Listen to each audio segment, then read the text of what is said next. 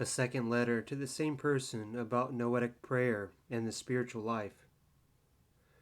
The eagerness you have benefit your soul delighted me. I also thirst to benefit every brother who seeks salvation. Therefore, my dearly beloved brother, open your ears. Man's purpose from the moment he is born is to find God. However, he cannot find him unless God finds him first. In him we live and move. Unfortunately, the passions have shut the eyes of our soul and we cannot see. But when our very loving God turns an affectionate eye towards us, then we awake as if from a sleep and begin to seek salvation. As for your first question, God has now seen you. He has enlightened you and is guiding you.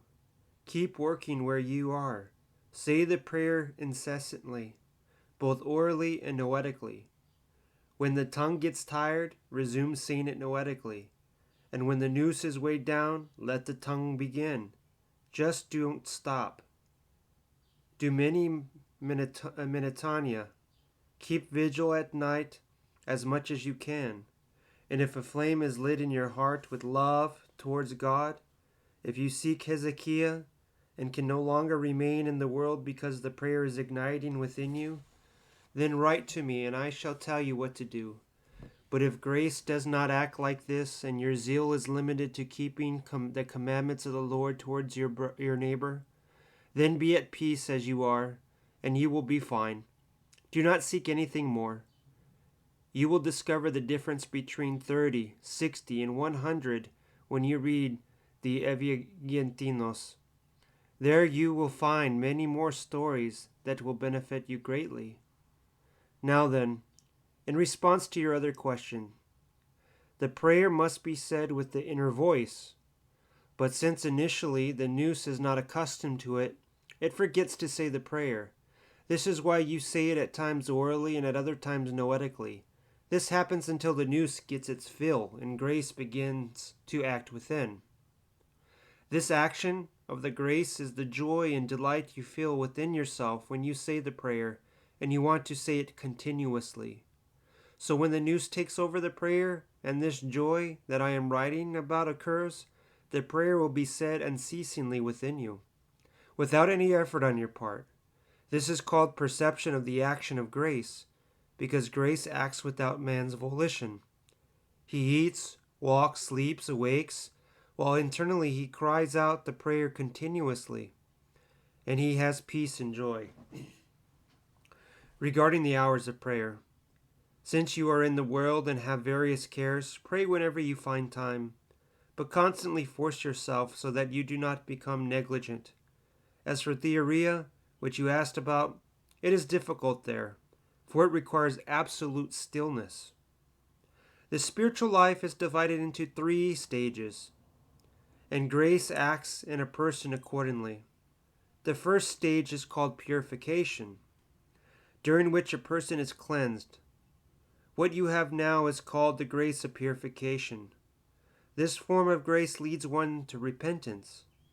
All the eagerness that you have for the spiritual things is due to grace alone. Nothing is your own. It secretly acts upon everything. So when you exert yourself, this grace remains with you for a certain period of time. If a person progresses with noetic prayer, he receives another form of grace which is completely and entirely different. As we mentioned earlier, this first form of grace is called perception of the action of grace, and is the grace of purification. That is, one who prays feels the presence of the divine energy within him. The second form of grace is called the grace of illumination. During this stage, one receives the light of knowledge and is raised to the vision of God. This does not mean seeing lights, fantasies, and images, but it means clarity of the nous, clearness of thoughts, and depth of cognition. For this is to occur, the person praying must have much stillness and an unerring guide. This third stage, which overshadows, is the grace of perfection. Truly a great gift. I shall not write to you about this now, since it is unnecessary. However, if you wish to read about it, I have written, despite my illiteracy, a small handwritten pamphlet entitled A Spirit Moved Trumpet, while I was undergoing these transformation. Search for it.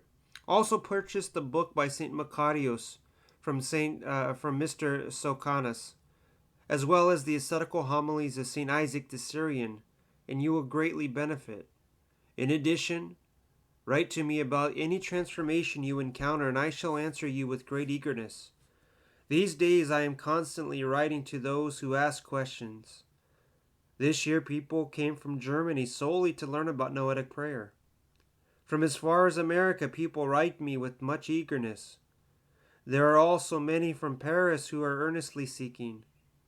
But we who have everything right here at our feet, why are we negligent?